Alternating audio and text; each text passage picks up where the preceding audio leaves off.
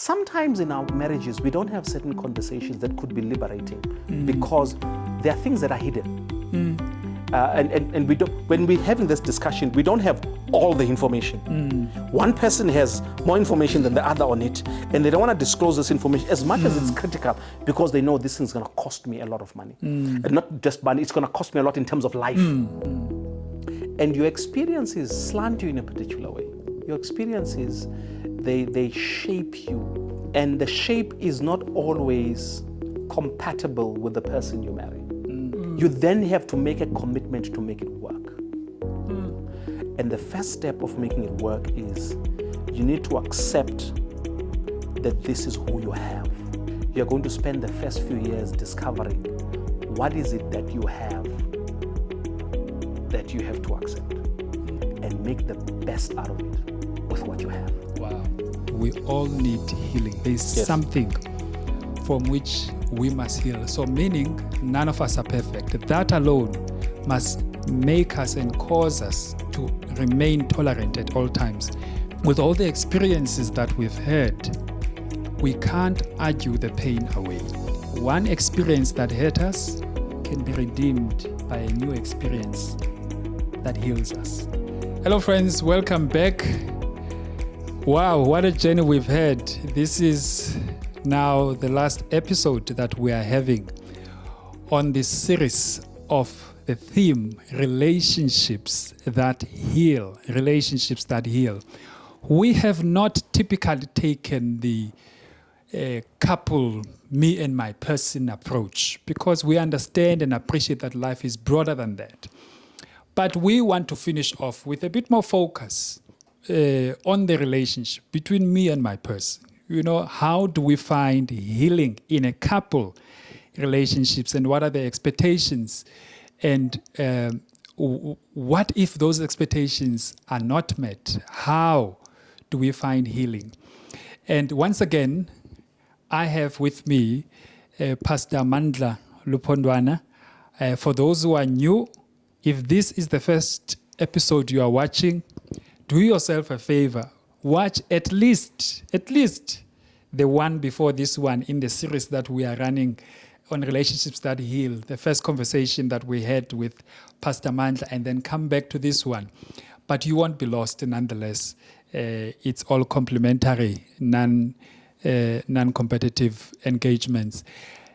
So Pastor Mandla Lupondwana is quite well invested in interest and passion for relationships and assisting people. I attended premarital counseling with him 17 years ago. Now we're 15 years into marriage and we're still going. So I always make a joke with him and say, if everybody else is failing, we can still attest and give a testimony that it's not on you, you know. You've really built a foundation for us. And before anything, Fundis, maybe let me hear your thoughts on relationships, particularly on couples, on the theme relationships that heal. Do we even all need healing? Yes, we do. As I said last time, we come out of hands that have sinned and fallen short of the glory of God. And from the time we were born growing up, we also have experienced life's bruises.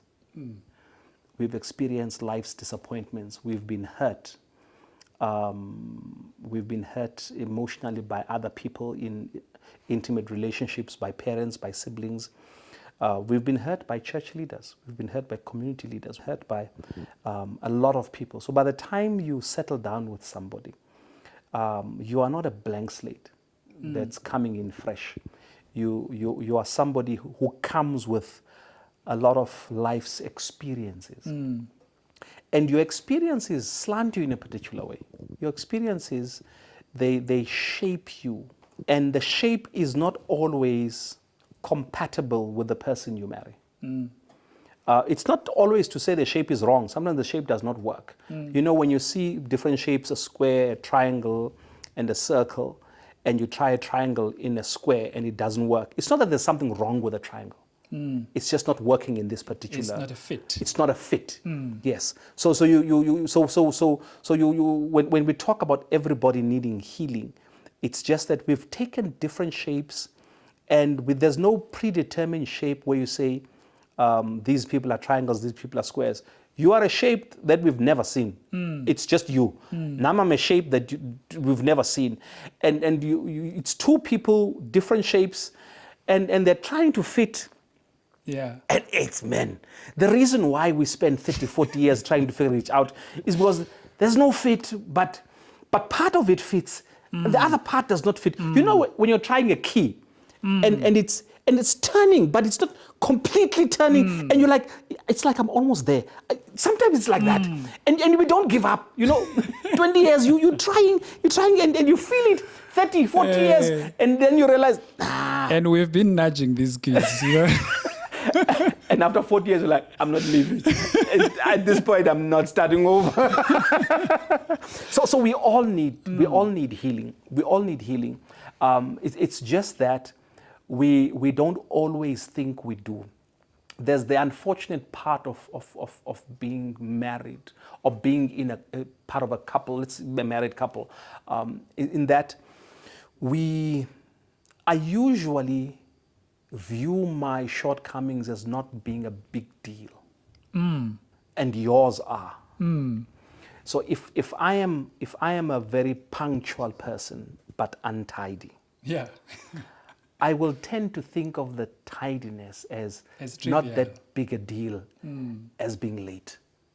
I mean, if you're late, and then I'll talk about how you don't respect other people's time. I mean, you could have called, you know, you could have said you were running late. Why did you make the appointment if you're not going to make time, you know, budget for the traffic and so on. To me, it's a big deal because I'm a punctual person. Yeah. And then when the person whose need says, you know, throwing things around is just disrespectful to the other person. And they were late. And then you were like, come on, man, it's the washing basket. You could have just picked it up. I mean, so we have that thing when we are married, where our shortcomings, we don't always think they are a big deal. This is why we don't always think that we need healing.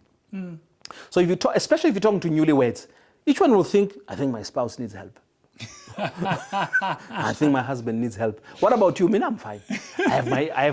I'm not perfect, but yeah, this one needs help. You. And then they'll come up with a list of problems with the other spouse. Yeah. So we all do. The problem is identifying that I also need it. We readily accept that my spouse does. And we can pick it up easily. Yes. But not our own. No. You need a lot of maturity to accept that, hey, we both need help. We both need healing. So yes, we do. The problem is just admitting it. Wow. With us now all needing healing, you know, one of the interesting things about marriage in particular, bear with us for those who are not yet married. There are principles that one can take. One of the interesting things about marriage is that as you became part of our wedding, you guys got us to sign. And this was before I took this person home, you know. Sign first, then you take home. Yes. You know. And you just told me now, these were not 100% products, you know. And I've signed, and let me say, these gifts are wrapped, you know. Yes. When I get home, I'm unwrapping. There's a photograph outside with fine print that says the size is for what marketing purposes, does not represent the true object inside. Very small fine print. And so, essentially, in a nutshell, we sign for what we're about to find out. Yes. And we are required to commit for what we're about to get to know in reality. Now, you've just shared with us that we all come with a whole heap of imperfections, yes, need for healing. A heap of imperfections that we come with. That is what we get. How do we deal with that? I think the first thing we have to accept about marriage is that when we talk about love in the context of marriage, it's a nice word for commitment. When people are in love and they're dating, to a very large degree, when they use the word love, they mean they enjoy each other's company. And because they enjoy each other's company, they tend to miss each other's company. That's what they mean. That appropriate English word for it would be like. They really like one another. And so they say they are in love. But once you get married, the love that we in the context of marriage is commitment. The same way the love in the context of being a parent is responsibility, and that's it. Because you don't always enjoy your kids' company, so you don't always like them. Yeah. You know, and you're not always committed to them. It's just that you feel responsibility. What wakes you up in the morning to take you in traffic to take them to school, that's just responsibility. It's responsibility. And it's painful. Your emotions are not in it. It's just responsibility. So it means different things. Now, it in the context of marriage, it's commitment. So you're saying, I'm committed to your well-being. I'm committed to us building a life together. So that at the end of this life, we each will have spent it with someone who's made it worthwhile. Someone who's helped the other one go through life, the ups of life, the downs of life. Someone who, after 40 years, you can simply say, do you remember Joe? Yeah. And you know who you're talking about. Yeah. Do you understand? Or say, remember, man, that one. And this tapping of the cushion tells the story. Yeah. So you want that. After a while, the conversation is short-circuited because you know, you want someone, you are committing to being with this person such that even if they end up being deaf and blind in one eye, they'll have someone in their corner. That's the commitment you make then. The reason why I think it's important that you sign beforehand, that's not the rationale behind, but it's important you sign beforehand, is when people are dating, you see the best side of them. You know, when I've been asked to sit in a number of interview panels, and I remember one time I was asked to sit in an interview panel. We were interviewing someone who was going to be a security guard. And the ladies who were being interviewed came in high heels. Now, they looked good and they were very presentable for the interview. Yeah. But we all knew they were not going to be wearing high heels during when they're executing their jobs as security guards. But why do they wear high heels to the interview? Because you want to put your best foot forward. Yeah. Someone who's coming for a job interview as a general assistant who's going to be cleaning, he will come to the interview in a suit and a tie, or jacket and a tie. They're not going to wear a tie to work. Why are they wearing a tie to an interview? It's because they want to put their best foot forward. Dating is an extended interview where we put our best foot forward. Yeah. Which means that the version that does not comb, the version that doesn't wear a tie, the version that doesn't put on roll-on, that version is the version you will discover after you employ. You don't discover that version at the interview. The stubborn version, you don't discover in the loud version that swears, you don't discover in the interview. You discover after you've employed them. The one that picks the that picks the teeth with the paper. Exactly. You discover you discover that version when? You discover that version after employment. That's what happens with marriage. We all put our best foot forward. Men and women. Put our best foot forward. And we get liked. The best version of ourselves is what's liked. And you usually want to marry the best version you saw when we're dating. And then you get married. Then you discover the rest of the person. Not the other, the rest of the person. I think that's beautiful, by the way, because we often view it as the other. No, it's not the other, it's the rest. You discover the rest of the person. Because the part you liked is still there. It's still there. It's just that now you the same person. It's the same person. It's like, and you know what happens? You see flashes of what you saw then. Yeah. But now life is so daily. So daily. And there's no breathing room. When you're dating somebody, you can afford to be a great guy for an hour or two. And then you go and take a breather, you know, and relax from the toil of being a romantic guy. And then you muster up all the romance in the world and all the sweet words and all of the romantic sayings. Then you marry the person. And you are here with them for the whole weekend. And then you run out of the phrases that you had because there were 6. You had 6 romantic phrases. 1, 2, 3, 4. There were 6 romantic phrases. Yeah. Now, into the 3rd week of living together, man, those 6 phrases are old now. 3 weeks later, the phrases are old. And you have nowhere else to get new phrases. Yeah. And then you discover, well, that's all you had. It's just the 6 phrases. And that's it. But what happens with the rest of the life? The rest of the person you are now living with, you discover, no, man, this person only cleaned when I was coming over. This person's not a great lover of bathing. Yeah. You know, they bathe for serious occasions. Before, if you're going in, if you see them going to the bathroom and there's water running there, you know, okay, he's going somewhere. Under normal circumstances, this person's not gonna bathe. You discover, so it's not a new person, it's the same person. So here you are now with this discovery of a new person. And you are not the only one discovering the other, not the other, the rest. They are also discovering the rest in you. While you are wondering. You are both wondering. At this point, you are both wondering, hey, what did I get myself into? So whoever is thinking, yo, this is not what I signed up for. Trust me, your spouse believes the exact same thing. But this is not what they signed. So it's 2 people who have buyer's remorse. With everybody having a mind, this could be better. Exactly. And you're both 2 months into the installment, you have the balloon payment, you can't get out.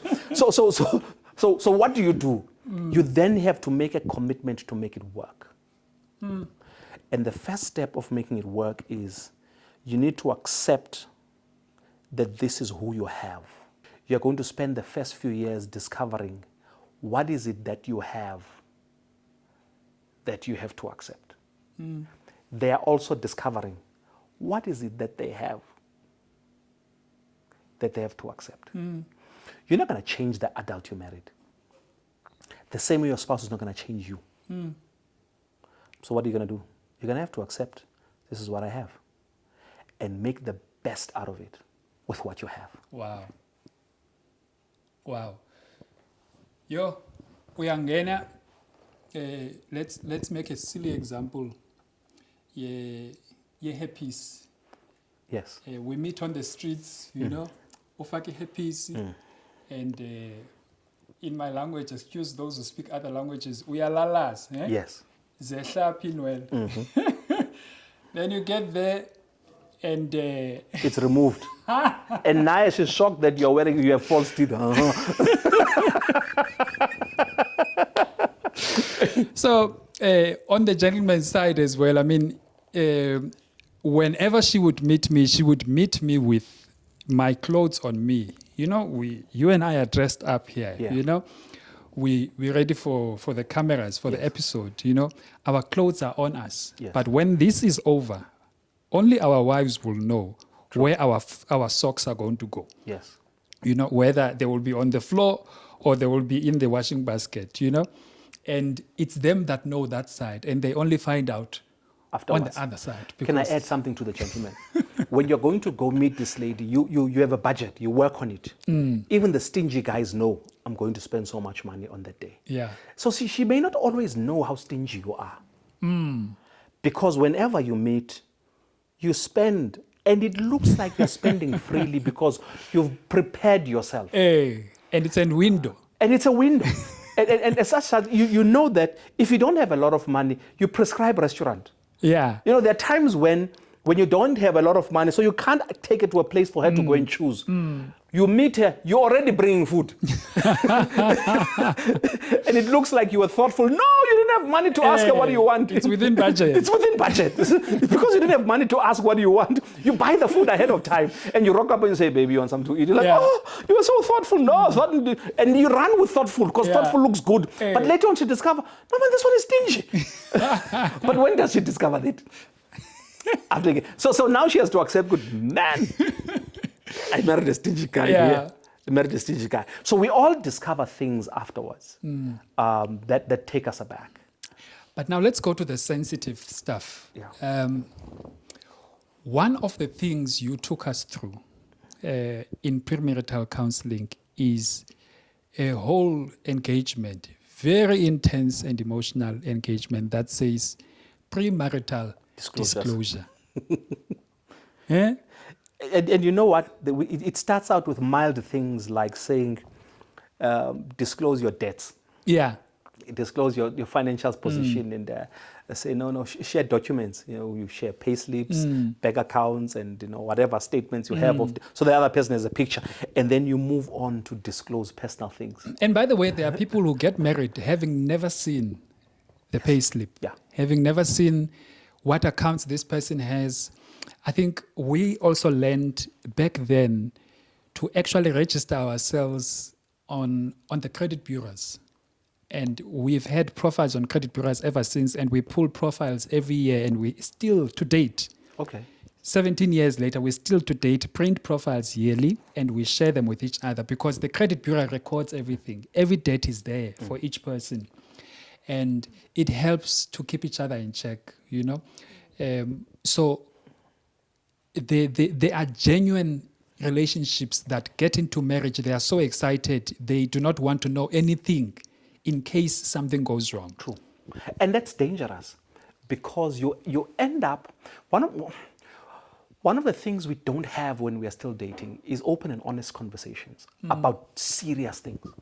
This is why in the premarital disclosures we talked about, you talk about your childhood, where you grew up, your illness. Have you ever been sick? Have you ever been admitted? Have you ever had an STD? You know, have you ever been molested? Have you ever been raped? Have you ever molested? Have you ever been accused of a crime? Have you ever? So you find have that. Have you ever done abortion? Have you ever done an abortion? Have you ever had a girlfriend have an abortion? So you disclose those things because when you disclose them to this person, you open up. And it triggers conversations because you go and discuss them.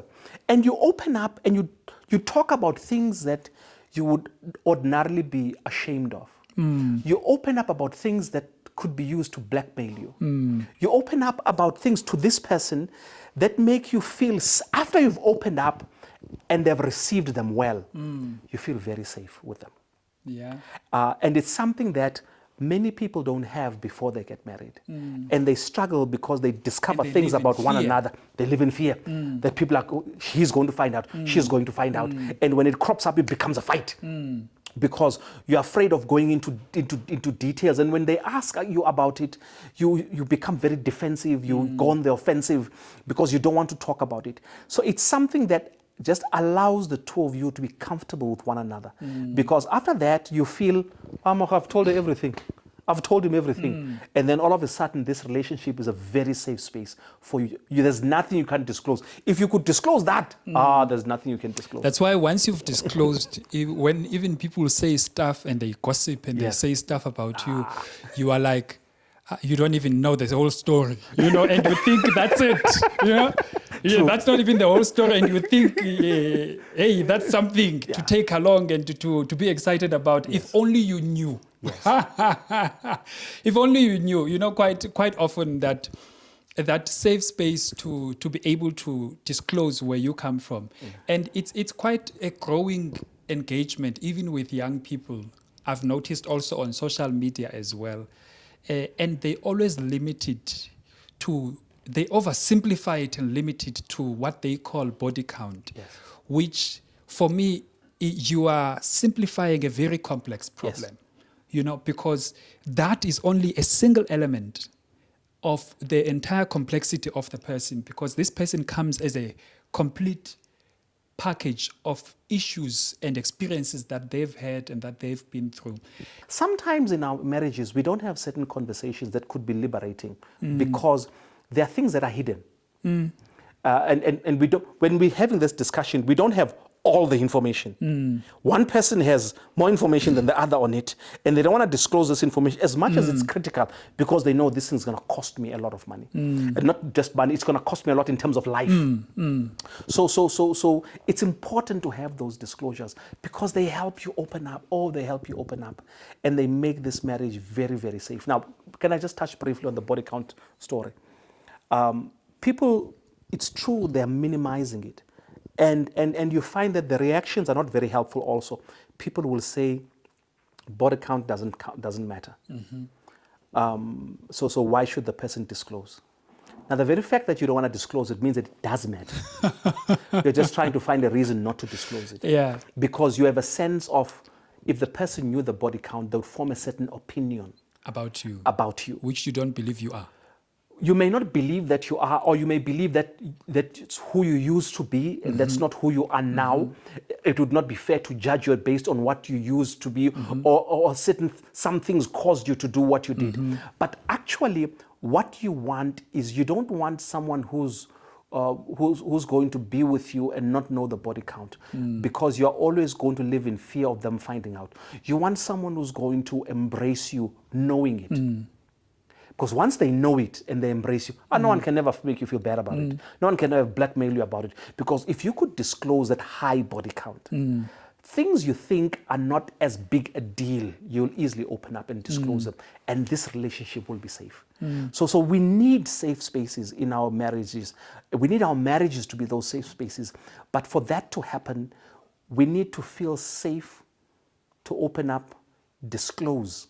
And after disclosing, still feel safe because it was received well. Wow. I think there's a need to encourage, particularly those who are not yet married, to really consider premarital counseling, because I think that table of premarital counseling, it creates a normality over sensitive issues that otherwise I would not be able to raise. Imagine, I remember I had to do a diabetic test, an HIV test, And share results. And share results. Not even say, no, I write. There's no writing and down. What an exchange of paperwork. Yeah, paper on the table and we share. Print out my credit report and we share the actual paper. And that culture set us up to be able to do that throughout. Imagine now coming afterwards and we are now married. And the question is, have you done an HIV test? My question would be, Eman, what do you mean? What do you mean? And so all of these things, so it creates really a space to normalize engaging on the sensitive stuff. And I think one of the key things that you are saying is the acceptance, of the person being open to welcome you with that past that you've got and those experiences that you've had. And what is more important, I suppose what you are trying to drive is, but who are you now? Yeah. Now, two things before I get to this. Let me just add to the need for premarital counseling. Part of what you do in premarital counseling is to help the couple have the difficult conversations. And it's not even because they're going to come up with permanent solutions now. It's just that you want them to start having the conversation so that as things change in life, they know how to have the conversation because they've had it before. Usually the problem is how to get it started. So you need someone to kind of force you to have the conversation so that when you have a follow-up later on, it's not a strange thing. It's not a strange thing. There's a basis for the conversation. Oh, by the way, this and that has changed, now we need to add this and that. So that's part of what it does. So I would really encourage anybody who wants to get married, do premarital counseling. It's very, very important. It can be very helpful. They get counseled by Google, these ones. Yeah, let me encourage you to find someone who's going to do it, and hopefully it's not going to be someone who's going to sit there and give a lecture and then you listen and you leave. Now, coming back to what you were saying, when we as two people are trying to build a life together, we always have theories of what we need.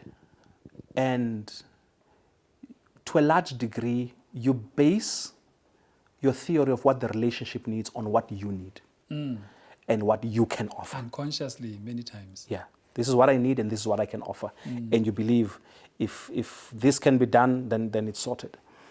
And then the other person comes and then there's a period where you have to find what actually is going to work for this relationship.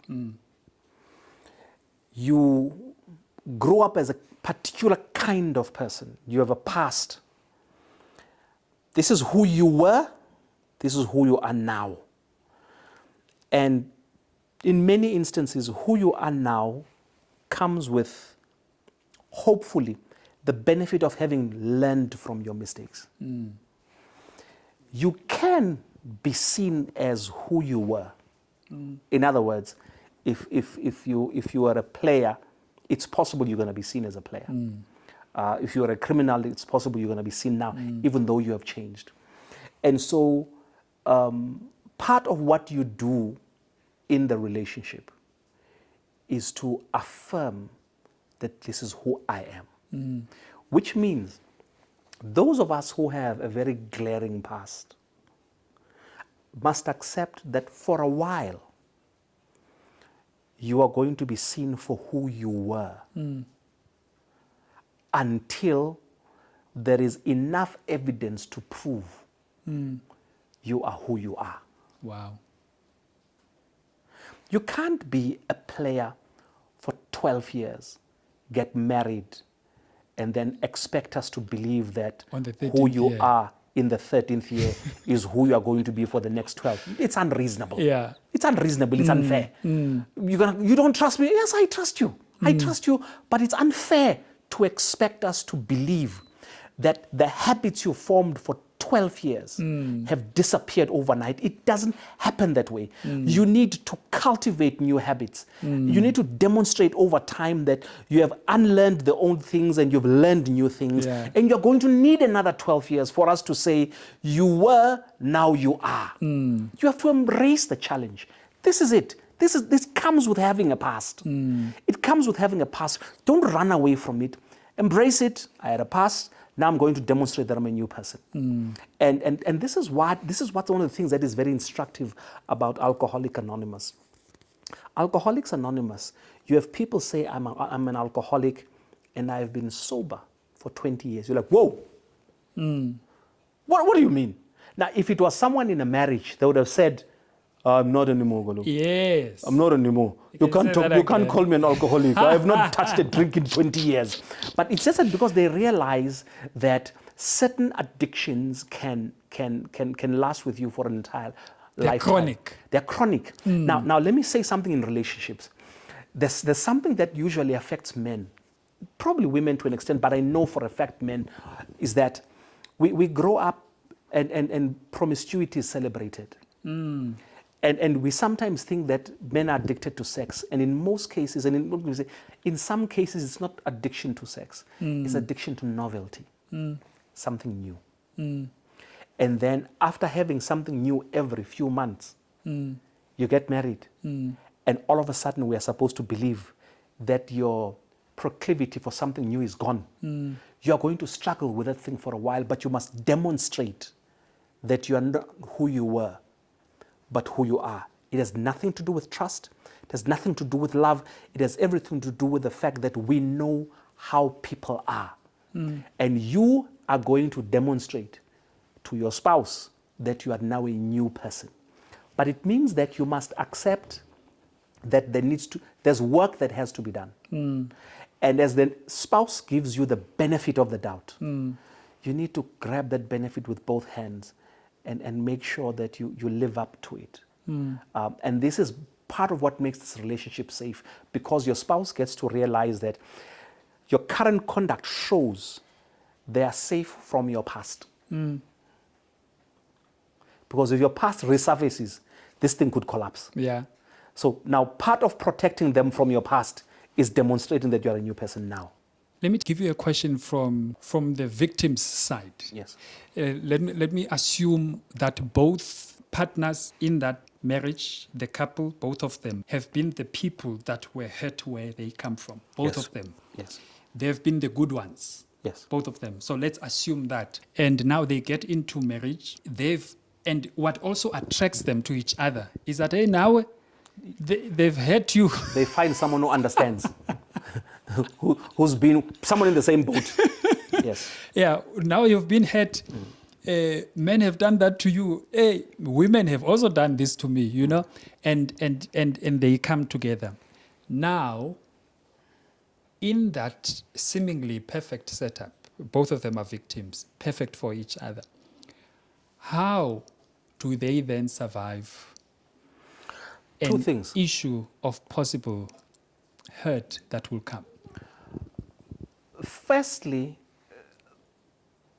now that they've disclosed that they were both hurt, when you are with someone who was hurt, who was betrayed, someone who was cheated on, someone who was beaten, you must accept that they will always fear that. And it has nothing to do with you being untrustworthy. It's just experience. I was beaten twice by dogs who I was told don't bite. So you can't tell me now. Dogs don't bite. I don't give me that story. Don't give me that story. Dogs don't bite. And then ask, do they have teeth to chew? Yeah, I don't tell me stories that don't bite. No, they don't bite. No, both times I was bitten by dogs. It was like, no, they don't bite. No, it's never happened before. I'm like, serious? First time. So at this point, I'm not interested. I don't even want to find out if your dog bites or not. I'm not interested. Just keep the dog far away from me. I have no room for that. It has nothing to do with your dog. I'm not judging your dog. I'm not being hostile to your dog. I just don't do dogs because I was told they don't bite and they bit me. That's the reality. So you must now accept that you are with someone who has a fear. They love you. They want this to work. But they do have the fear. It could happen again. And the fear is not unrealistic. It's not unreasonable. It's not unwarranted. And don't make it about yourself and say, what have I done to deserve? It's not about what you've done. It's about the experience that they have. If you've both been through it, you're both sitting there hoping it doesn't happen. Yeah. Now, there's sitting there afraid it's going to happen and being there hoping it doesn't happen. You're giving a person the benefit of the doubt. But it means that whenever there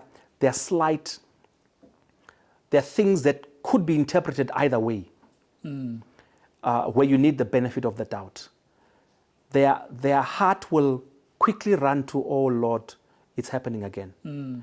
Even if they compose themselves and talk to themselves back into, let me give them the benefit of the doubt, but the feeling is going to be there. And sometimes they may express the fear before they've collected their thoughts, which means that if you are with someone who's been hurt before, you're going to need to do two things. You're going to need to be transparent and honest. When you're honest is when you're asked what happened and you say, I came out of work and there was an accident. I had to wait for 20 minutes. And by the time I finished, the traffic, it was bad. And then I moved and blah, blah, blah. And so I'm late today because just as I was finishing right here, there was a roadblock. And the roadblock, people, there were people that were stopping cars and checking outstanding tickets. That's honesty. It's honesty because you're telling the truth about what happened and you're telling it in detail. Transparency is, I'm running late. It's before it happens. I'm running late. I'm stuck in traffic, da, da, da, da, da. The reason why transparency helps is because transparency is saying before your mind runs wild, this is what's happening. You're protecting the person. Protecting the person from the mind that's running wild because they're sitting here and you should have been here 2 hours ago and you're not here. And you're quiet. And you're quiet. And then the scenarios play in their mind of previous experiences. They've been here before. They've been here before. And in previous experiences, the person came and lied and told stories of traffic. By the time you tell your stories with traffic, roadblock, they're listening and they're thinking. The question is, why didn't you call me? Yes, when it was happening. That transparency you're talking about. Exactly. When they call, you didn't pick up the phone. So all of these things, the transparency helps because it helps the person who has the hurt. It stops them from having their mind run wild because it now says, no, this is what's happening. And it allays their fears. And if an insecurity crops up and they call and you pick up, and then it's fine. Then they feel, oh, all right, it's okay. And you may even find today, some may even just do a video call. And saying you're stuck in traffic says, over time, they will learn that, no, it's fine. This is my new normal. But accept that they're going to need time to build a new normal with you. That's going to require transparency and honesty. If you're only going to run on honesty, you're going to fight over things that shouldn't be fights because you don't know that you're now dealing with someone's fears. They've played this movie a million times in their mind. They've played all possible excuses, and yours is one of the many excuses they played in their mind. Just be transparent. It helps them. Wow. That actually helps because I think for us as men, we are just big on honesty. On honesty. Yeah. I mean, this is the truth. Yes. What more do you want from me? And you get upset because the truth has not been accepted. Exactly. Yeah. So, but what I'm hearing you say, is it correct if I conclude to then understand you to mean that what people have experienced, especially in terms of hurt, especially even more in terms of trauma, what they have experienced cannot be argued away. No, you can't argue that. Don't even try to argue it. Don't even try to bring your reason. Don't even try and say the person, but you should not be afraid of. They are. All you do is to help them be in a relationship that is very safe for them. Can I say, give them a new experience? Yes. But that new experience is not a once-off thing. It's going to be over time. They must be able to look back and say, yeah, but this is my normal now. You give them a new normal. It's possible. Yes. You give them a new normal and allow them to have a period where they're not sure if the normal is going to last or history is going to repeat itself. There will be those moments and they will come across as distrust. They will come across as treating you like the ex. It's a process where people are trying to come to terms with, is this new good normal here to stay? Allow them to do that. You don't have to be defensive and attack them, especially when you understand where they are coming from. This is where the disclosures are important. Wow. Especially when you know where they're coming from. If you don't know how to handle it, get help. Pay for it if you need to. But you can make your relationship safe for someone who's been hurt before, especially from a point of knowledge of knowing, by giving them a new normal over time that they can trust. So here is the couple. They are where they are. And as we close, you've made a point from the beginning that you then realize, hey, this is what I've got. You know, you got a glance, the sparkles, the attractions, and then now you get to see the weaknesses and the weaker side and not so pretty side of the person as well, and the needs, not only that which they are giving to you. So now here is a couple, they are where they are, and they are finding out all of these things. And pretty much in some of these situations, there's a lot to deal with. Yes. How much can a person deal with, and to what extent? And how can people deal with things that they feel are overwhelming to them? Because you come with your own issues, which you believe you are safe with this person, and they come with theirs, and then you both realize that you both need very deep healing. Two things. One is, particularly for us African people, we need to accept and normalize seeking professional help. We need to normalize it because we have become so complex that if you do not have training, you can do more harm than good. So you must be open to that. And the people who are culprits of not wanting that kind of help are us men. We are not at the point where we are willing to take our minds and our hearts to a mechanic the same way we do our cars. It's something that we need to normalize, and because it's gonna help you. Once you find that you're moving around the same mountain with your spouse and it's deteriorating the relationship, you need help. You need help.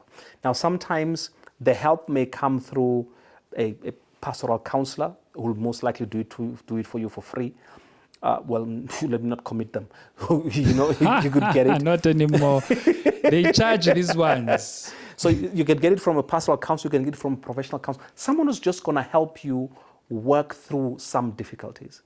And sometimes you just need someone who's going to give you a sense that what you're going through is normal. This is what other couples go through. Sometimes. Yeah. So you need to know that this thing is normal. As a result, I would encourage every young, this is the second point, I would encourage every marriage, young couple to, not even young, every couple, to attend these couple seminars and workshops and retreats. You get an opportunity to hear people who are in similar situations, people who were and have resolved them, people who are in worse off situations. Sometimes you go and sit with people and you discover, yay, the situation is wrong. So this is not wrong, this situation is bad. I did a lot of counseling when we knew in our marriage, I would do pastoral counseling, and then I would fight with my wife, and then and then come back and realize, hey, we fought about a small matter. These people are having a big problem. And you come back and you have new appreciation for your wife because you realize what's going on. So sometimes interacting with other people gets you to realize life's bad, but it's not that bad. So do those interactions. Get professional help. It might help. That's number one. Number two, spend time in those events or those occasions where there's enrichment of other couples, because you will get to see how other people are dealing with this. Or sometimes, even if it's not resolved, just the fact that you realize you're not alone. You are not alone. The whole socks thongs you're fighting about, those guys have been married for 28 years, and the socks thing is still an issue, but they're no longer fighting about it. Then you realize, oh, okay, fine. So not everything is going to be resolved, and not everything has to be a big fight. That's what you're going to learn. So I would say those two things to a couple. But lastly, I would say to every married couple that as you start your relationship together, if you invest in making it safe for the other person to open up, to talk, if you make it a pleasant place because the other person is seen and appreciated and valued and they feel loved, and they feel respected for their opinions and what they bring to the relationship, if you make your relationship something like that, it does get better. For those who may feel, you have no idea, Mfundisi, what I'm going, it does get better. It does, with time. In broad strokes, first 7 years, you're trying to find a way of living together. So those fights are normal.